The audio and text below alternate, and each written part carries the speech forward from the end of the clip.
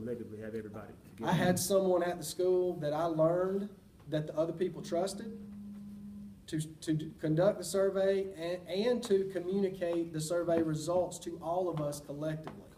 That's what I did.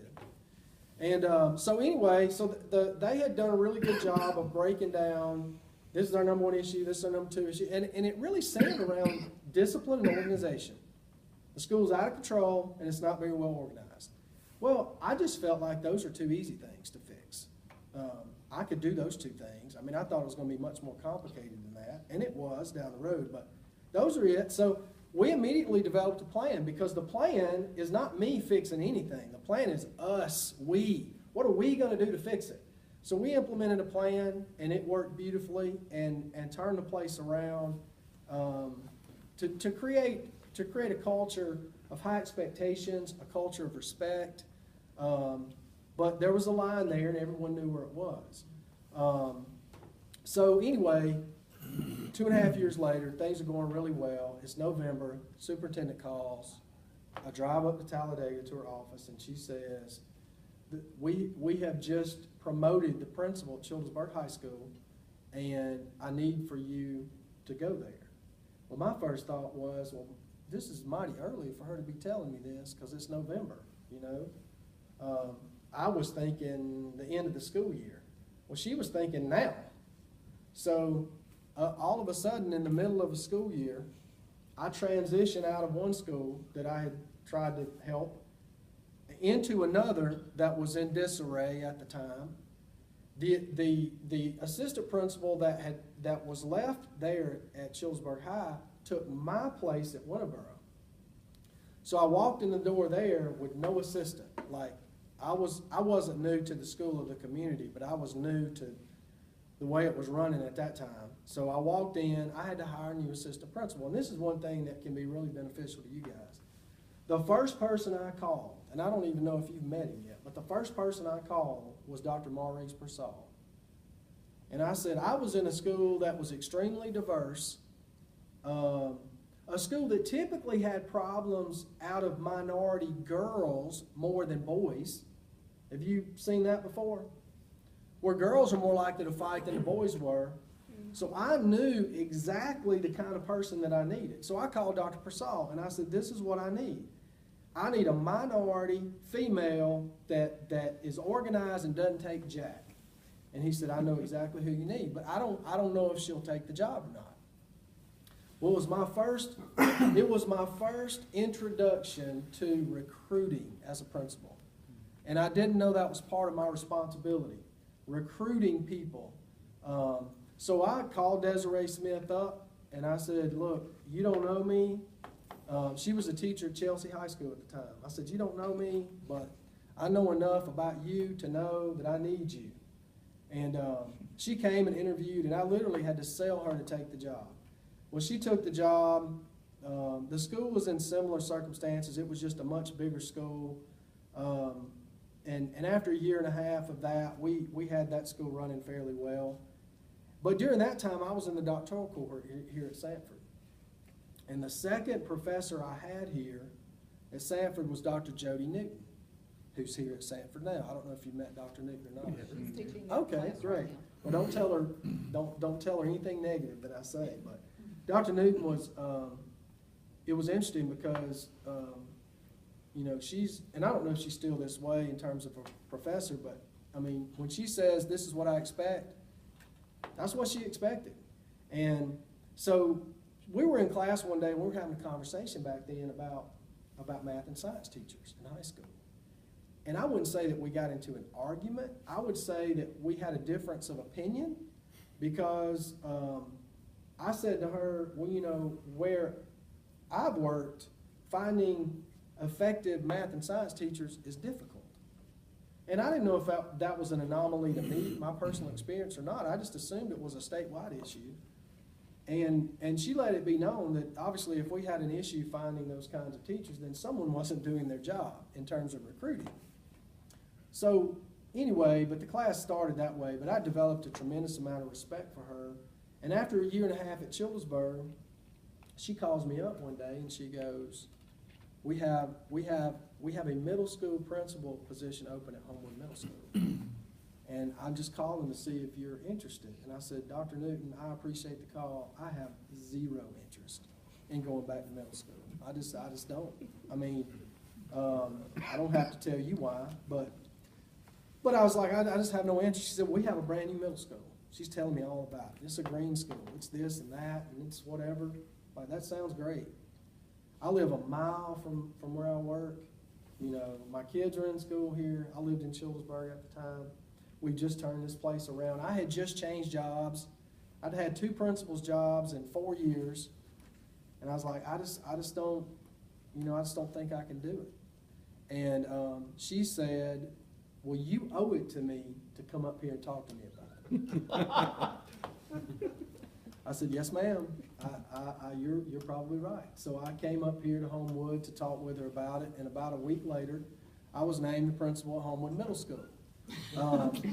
And so don't answer yourself when she calls. And it was interesting because really, and we talked about this a few minutes ago.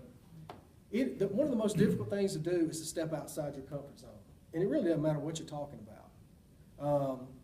I enjoy talking with people, but only people I feel comfortable talking to.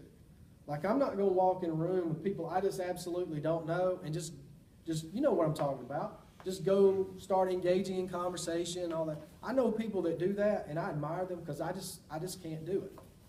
So anyway, she convinced me to take the job, and it was a great opportunity for me. And I was following a great principal who's now our superintendent. So it was the first time in my short administrative career that I walked into a place as principal that was running smoothly. Like, I didn't have to fix anything. And it was kind of scary because I had figured out over 4 years my skill sets are very good in these areas, but I'm not sure if it's really good in these areas because I've never used them. I had never had to deal with high maintenance parents who want their kids at the high school taking geometry in the 8th grade, and I understand that that's not what we do in Homewood, but that's what I want, so you find a way to make it happen. I never dealt with that before. I'm the one dealing with the mom that doesn't want to come to the school because she's tired of dealing with the kid and she doesn't want me calling her. So those skill sets I had to develop and kind of tweak as I was here. So make a long story short, I'm at Homewood Middle School for 1 year. Sound familiar, doesn't it? Dr. Newton comes to me. She says, the principal at Homewood High School is leaving and going to Mountain Brook, and I need you to go over there, and there are some things that you need to fix. And I thought, well, look, if fixing Homewood High School is like fixing Homewood Middle School, I am all about it because this place is smooth, baby. I mean, it was sweet. And so anyway, so at the end of the year, I'm leaving another school and starting over again as a principal. And so another skill set I developed is how to start over. Like, I know how to start over. It's so easy to start over. I mean, even though I haven't done it in a few years, it wouldn't frighten me at all to walk into school tomorrow and start over. But it's because I had to. I kind of learned the hard way. So I'm at Homewood High School. And the thing about Homewood that makes it so special is that Homewood is very diverse. Now, where I came from in Sylacauga, diversity is you're either black or you're white. That was our diversity. And that's what I thought of diversity. That's not the kind of diversity I'm talking about here in Homewood. I'm talking about we have students from 27 different ethnic backgrounds, different religious backgrounds, and that was just an eye-opener to me, you know, from the word go. I didn't know. We had students coming out of class at certain times, some Muslim students, to pray. You know, I'd never seen that before. I mean, I'll be honest, I was freaked out by it a little bit because I had never experienced anything like that. Because, you know, I'd always been around, I guess, kind of Christian populations, and they just did what they did whenever they did it. But I had never seen anything like that. You know, kids would make excuses to get out of class, but praying was never one of them, you know? So diversity was a major challenge, a major curveball that I had never experienced before. And one of the things that was unique too about Homewood is we have a segment of our population, their total focus is on how they're going to get their kids into Harvard, Yale, Duke, North Carolina, Vanderbilt. Going to Alabama and Auburn would be such an embarrassment to their family. I'm just being straight with you. They cannot be an in-state school. They've got to go somewhere. And then you've got another segment of your Alabama, Auburn, Jack State, UAB, whatever kids, Mississippi State, call it. And then we have another segment that's about 25 or 30% of our population. We're trying to get them across the stage, like literally. And in this environment, you got all those people intermingling. So we have to find a way to get the kids across the stage, to get the kids' GPA and ACT scores high enough to be accepted at even Alabama or Auburn. And then our college and career person had better be really, really skilled at making sure she dots I's and crosses T's so that these kids do not miss an opportunity to go to a big-time school. That was new territory for me. But we had issues there that we had to correct, and some of them were organizational. The principal that I still love to this day that preceded me, his operational style was much different than mine. And, you know, he was more of a friend to kids, and, you know, he would play the guitar in the hallway between class changes and things like that. And in Homewood in 1985, you could have done that. And that wouldn't have been an issue for you. Because kids are going to do exactly what they're supposed to do, when they're supposed to, whatever. But our entire student population had changed a great deal. You couldn't do that anymore. Like, it had to be structured and ordered or whatever. So we went in, fixed some of those things, got the school running well again. And then 3 years ago, Dr. Cleveland came to me and asked me to move into the current position that I'm in, which is Assistant Superintendent for Business Operations. And really, I'm kind of what I spend most of my time doing is just being an intermediary. I deal with parent issues. I deal with the attorney. I was working with a tax attorney last week. In fact, there's always something like that going on. He typically will just pass something off to me, and then I go deal with it, which has worked pretty well for us. But I've had a great opportunity to work in a variety of different situations where I've had 0 local units as a principal. At Homewood High School, the last year I was principal there, we had 63 locally funded units at that time was a 5A high school. We had 63 locally funded units and 52 state units. So, sorry, that's What amazing. That's a problem to have. well, I know, and here's the thing about it. We're down, I mean, our local units are down now. We've had to trim back a good bit based on the state funding or whatever. But here's the thing. It doesn't matter what you have, because whatever you have is what people expect you to have. All right, so as a principal, if my staff, if they're accustomed to having no more than 18 kids in a high school classroom, you're going to think that's insane. Because at Winterboro, we had 36. We had one government economics teacher, and he taught everybody at the same time. And they're whining about having the 19th kid. And I'm going, these people are crazy. But here's the thing. That was their expectation. That's what they'd always been accustomed to. So navigating a changing economy was also a challenge. But I'll tell you this, I've seen it all. So people say, oh, you're in Homewood, you don't have any issues. I'm like, you're crazy. We have lots of issues. We may be really good at hiding some of them, but we have lots of issues that we have to deal with, and just like every other school does. But I always smile to reflect when I hear anyone complain, and it doesn't happen often. When I hear people complain in my school system, I just think back, I'd love to just take you just for a week and put you back where I came from, and you would develop a great appreciation for this place. I want to talk to you just a minute about challenges in education. Just in the time that I was a principal, things have changed so much. And I think one of the greatest challenges that we have right now today before us is the politics of education. And it is affecting us in a way like it has never affected us. And I don't see it getting any better anytime soon. Regardless of whether you're a Democrat or Republican, an independent, whatever the case may be, this is Kevin's opinion, not that of Sanford University or Homewood City Schools, although Dr. Cleveland would probably echo my sentiments on this. Our politicians in our state legislature today are not interested in giving the schools any more money. They have no interest in giving us any more money. In fact, and I'm merely going by what I see happening, they're passing legislation that takes money from us, not gives money to us. And the AAA was one piece of it. There's a bill right now to add $10 million to AAA. $10 million comes out of the ETF, which means we all get less, even if we're doing a great job. The charter school bill is going to pass this year. Where's that money coming from? The same pot. So there's an uncertainty out there because of the political climate. And I don't see that changing anytime soon. And as much as you may love or hate the Alabama Education Association, they have lost a significant amount of influence in Montgomery. And that influence typically kept us floating, you know, where teacher pay was adequate, benefits were good. We would occasionally get a raise. You know, the legislature knew that school funding was a priority. That's not really evident down there anymore. And it's really sad to see that change happen. Which leads to the next concern is competition.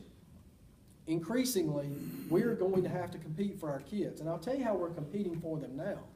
By zip code. Where you live, the real estate values are connected to the performance of the school. You can look all over the state right now. When the school starts falling, the real estate values fall. People move out in a hurry. It's happening. I mean, I can name 10 schools right off the top of my head right now that's happening to. So effectiveness of the school is connected to real estate values, which is connected to bringing families into a community to enhance the community. So it's going one way or the other. Every community is moving in one direction or it's moving in the other. And unfortunately, in many of our communities, it's moving in the wrong direction. And a lot of that just has to do with competition. One of the challenges that we face is that the diversity of our teaching staff does not match the diversity of our student body. You probably have witnessed that. And that is a challenge that we will face from this point forward. At Homewood High School, we have, we probably have close to 70, 80 Hispanic students. We do not have a single person employed at Homewood High School that has that ethnicity, not one. We have students from the Middle East. We have students from all over. And we're underrepresented. And whether that's not necessarily our fault, but it's just a reality. And I wonder, it goes back to what Ms. Mort was saying earlier, is you got to know what makes a kid click. And I don't know that we can do that if we can't connect with them. And I worry a little bit about that. The breakdown of the American family is obviously an issue that we have to deal with. She was talking about dealing with some of that. Single parent homes, and my wife came from a single parent home. It's not just being from a single parent home. It's poverty connected with being from a single parent home. The education level of the mother has such a huge impact on student achievement. When you combine all those things together, it creates a cycle of poverty that's difficult to stop. And that is what's happening in America right now, unfortunately. There is a lack of public trust right now for government. We are government. If you work in a public school, you are considered government. You even hear some people refer to us as government schools because of that reason. How do we restore trust? We have to maximize our effectiveness. People are moving into school zones that are trusted. People who can't move, or people who are in school zones that they trust, are fine. People who want a school they can trust are moving to that place, and some can't move at all. So they're just stuck there. So they're going to be left. The ones that can't afford to leave are going to be left. And it creates inequities, glaring inequities. The last two, one is technology.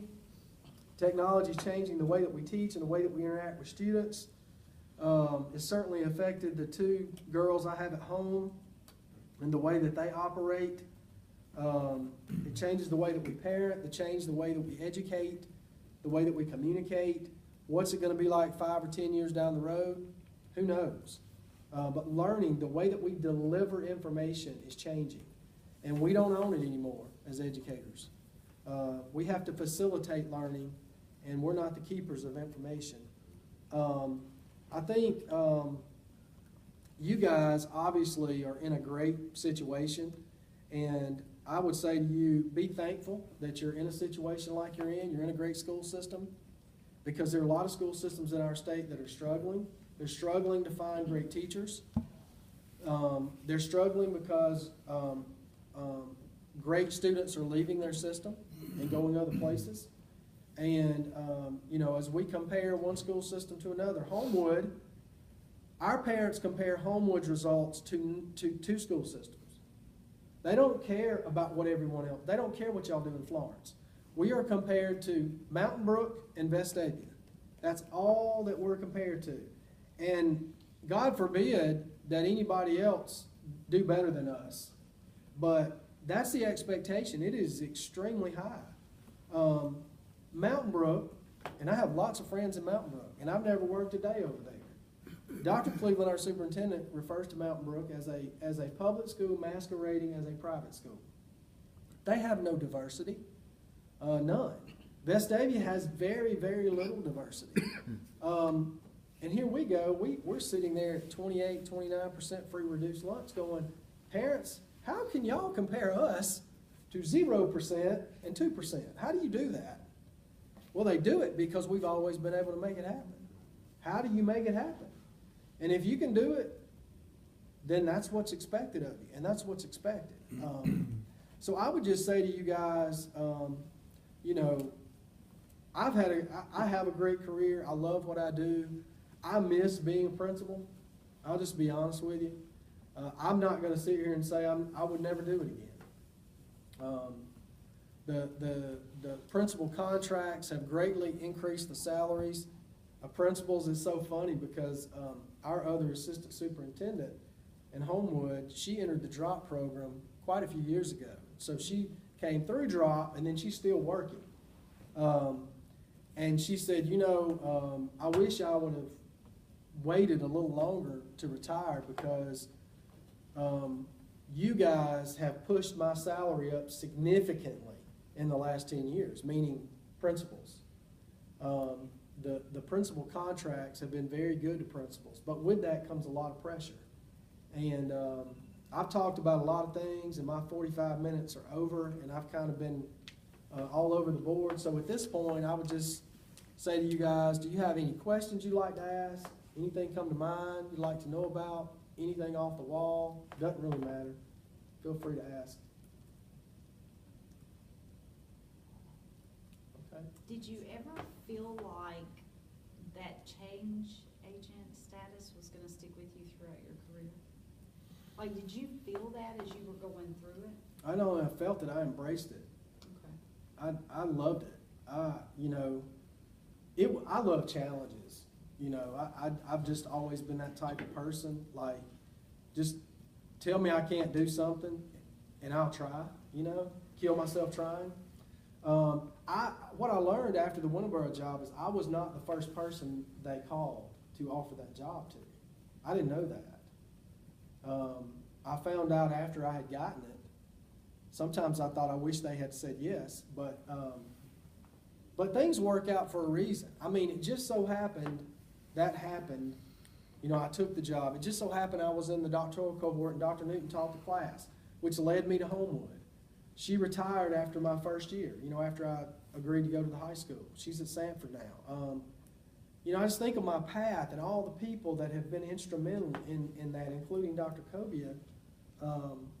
You never know what tomorrow holds, you know, and I would just encourage you, you know, set your goals high, figure out what you want to do, and go for it. And if you know, I've talked to several people over time that said, You know, we have people in Homewood now. I have an administrative degree. I'm going to wait for something to open up in Homewood. Well, the question is, how long are you willing to wait? Are you willing to wait 10 years, 15 years, forever? So sometimes the best thing you can do is step outside that comfort zone and take on the challenge. The great thing, and the reason I loved embracing challenges is because there's only one way to go, is that's up. It's kind of like taking over an 0-10 football team. If I win a game, just one game, I made an improvement. And I enjoyed going into situations where I knew that I could make, you know, a move in the right direction. Now, when I went to Homewood Middle School, I wasn't able to do that. But what I was able to do is cultivate relationships with people to a degree that I had never been able to as a principal because I could. I was in an environment where I could have, you know, conversations with teachers up and down the hallways, and I didn't have to be the bad guy. I didn't have to be the guy that's out there, you know, barking and, you know, this is what you need to do, and handling discipline issues and things like that. I will tell you one other story, and I promise I'm done. And this is just, you know, just kind of tells you kind of where I've been with this. But I was sitting in a graduation exam at Childersburg High School. We would do it in December, back when they did it in December, because you had a small group of seniors. We had in our band room. We'd turn the intercom off, and I'm sitting out there as a monitor, and we got, I don't know, 12 or 15 kids or whatever in there testing. And my assistant principal, Desiree Smith, who works in Homewood now, no coincidence, she walks up to the door, and she looks in the door, and she makes eye contact with me, and she does this. And you know, the first thing that comes to my mind is she would never, ever, ever ask me to leave that setting unless it was an emergency. So my mind is racing as I walk out the door, and I'm thinking, what has happened? So I walk out the door, and I'm going, what's going on? And she says to me, I was just physically assaulted. Now, she looked okay, you know, to me. I said, what do you mean? And we literally had a parent that became so angry at her that she came into the school, went by all the office personnel, walked right by them, walked into her office and just physically attacked her and started hitting her.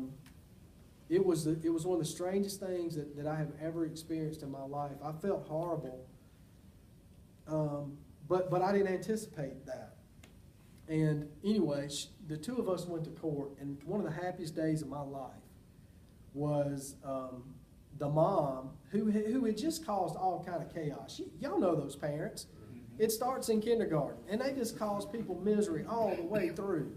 The mom, she came into court, she pled guilty to the judge, and when the judge gave her sentence, she turned to her attorney.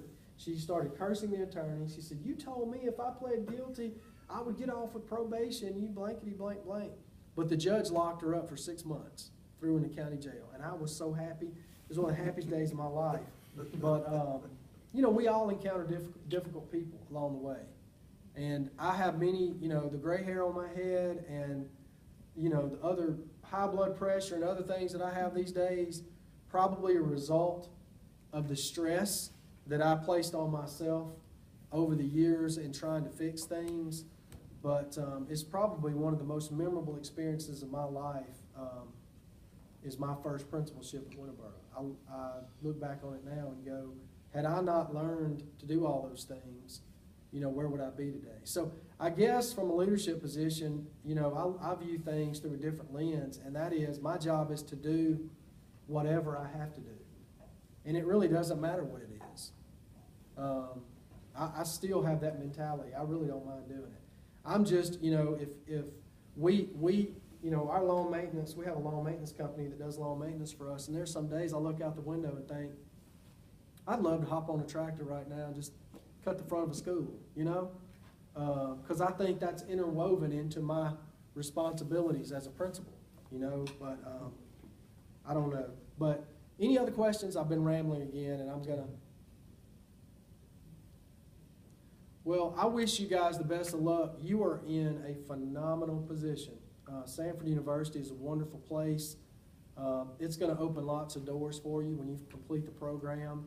And whether you do qualitative or quantitative, my dissertation was quantitative, but I just think finding a topic that is applicable to what you do, I think is important, something you're passionate about, because when it comes time to write that thing, you need to love it, because you'll hate it, but you need to love it at least, you know, as much as you can.